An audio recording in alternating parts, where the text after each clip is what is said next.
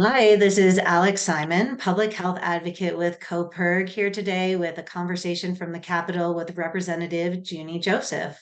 Representative Joseph sponsored a really significant bill for us this past legislative session, tax policies to advance decarbonization. That bill contained the largest state EV tax credit in the country, a really big tax incentive for electric bikes, and a bunch of other policies that'll help reduce ozone and greenhouse gas pollution and improve air quality in Colorado. So, Representative Joseph, thanks so much for joining us today. Well, thank you for having me. It is a pleasure to have this conversation with you. Awesome. Well, before we get started and dive into the bill, I was hoping you could just share a little bit briefly about how you came to get started or have this position as a state legislator.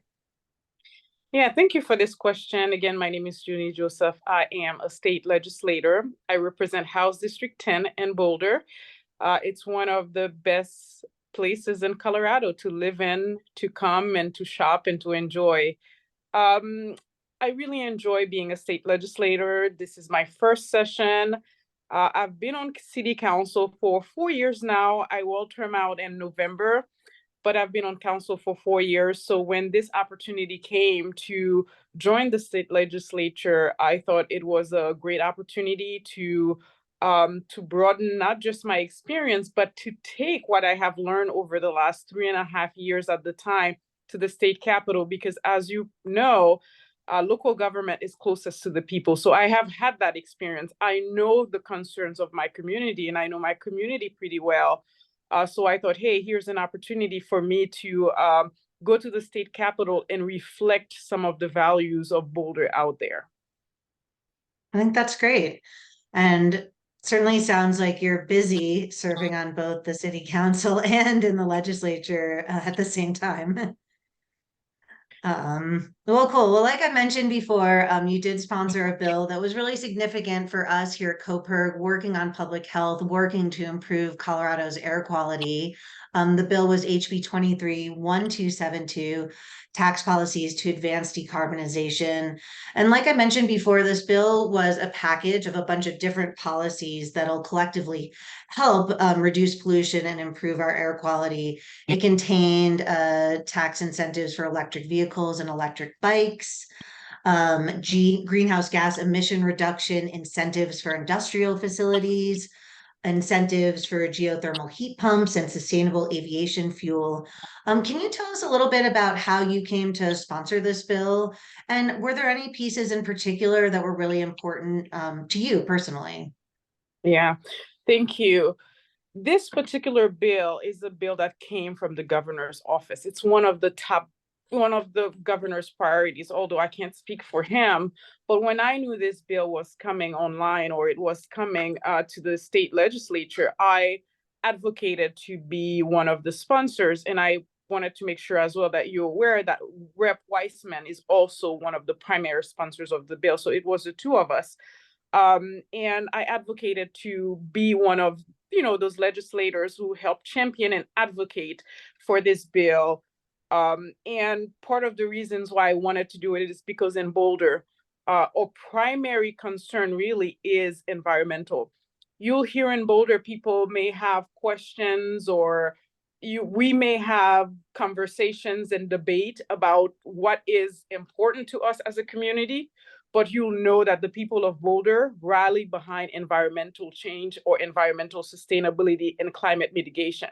So for me, when this bill, when the governor brought this bill forward as part of his priority, I was like, yes, I am ready. I want to run this bill.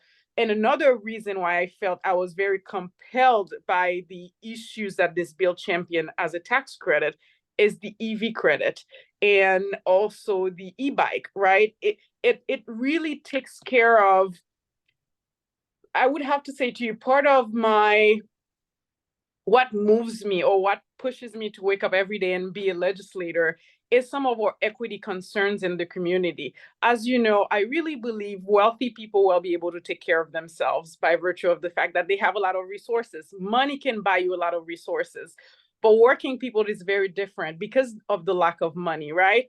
there's a lack of resources. So I really believe that as a legislator, I try to stand in the gaps. And then this bill has a lot of equity component attached to it, although it has industrial incentives. But for me, it's the consumer, everyday person that really kind of draw me to this bill. Because if you can't afford a car, right? Because not everyone can afford a car, but you might be able to afford an e-bike.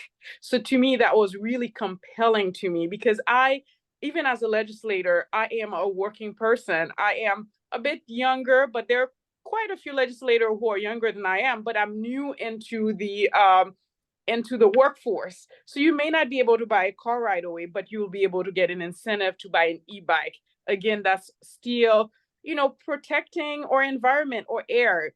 Instead of, let's say, driving on the weekend, you can bike on the weekend. So I really think this is a great bill.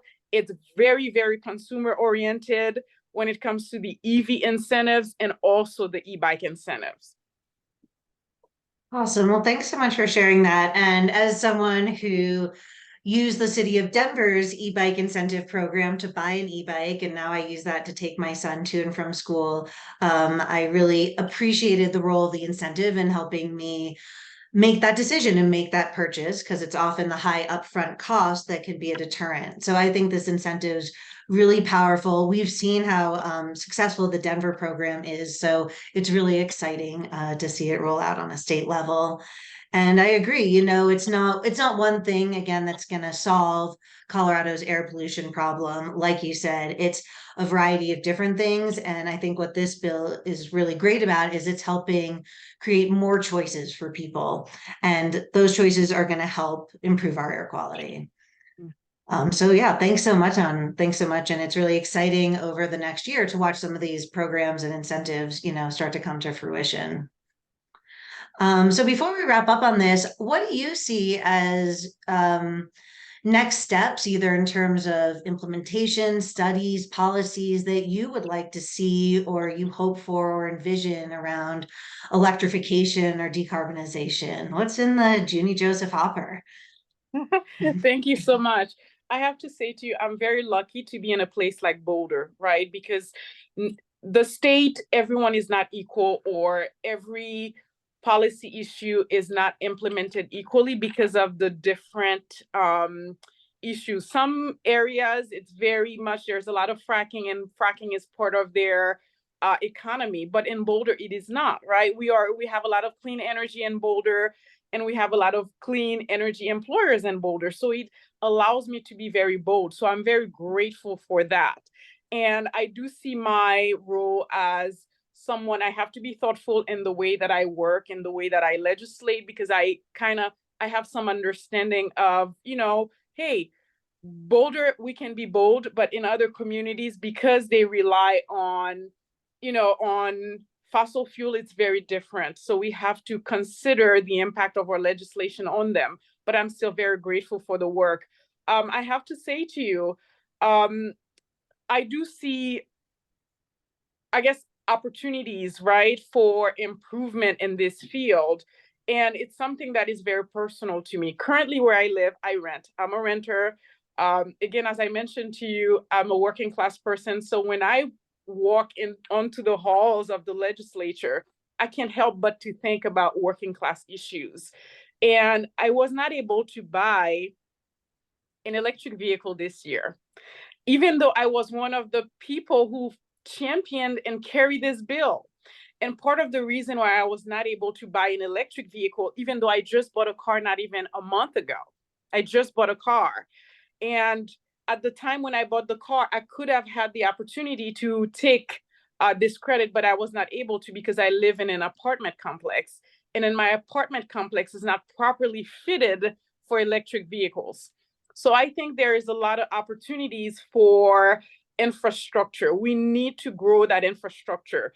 Having access and creating more electric vehicles into the community, that's great. But how do we expect working people to take advantage of these EVs, right, if there is no electric charging stations in their neighborhoods? So I think there is an opportunity for us here. Even though we did pass one bill last year, on that front, we need to do more. So I would like to spend more time and more energy and more advocacy into increasing and improving that infrastructure piece of the work that we're doing. Yeah, I think that makes a lot of sense, and particularly the EV charging in multifamily housing is a tough nut to crack. I know there was again a bill passed that helped move that forward, but I think that's agreed a really important area that the state needs to focus on to, like you said, expand EV access and charging to all people across Colorado. Well, yeah, as an advocate who's working on these issues, and on behalf of all our members, we really appreciate your leadership and your insight and looking forward to seeing what comes next. Thank you so much for your time today.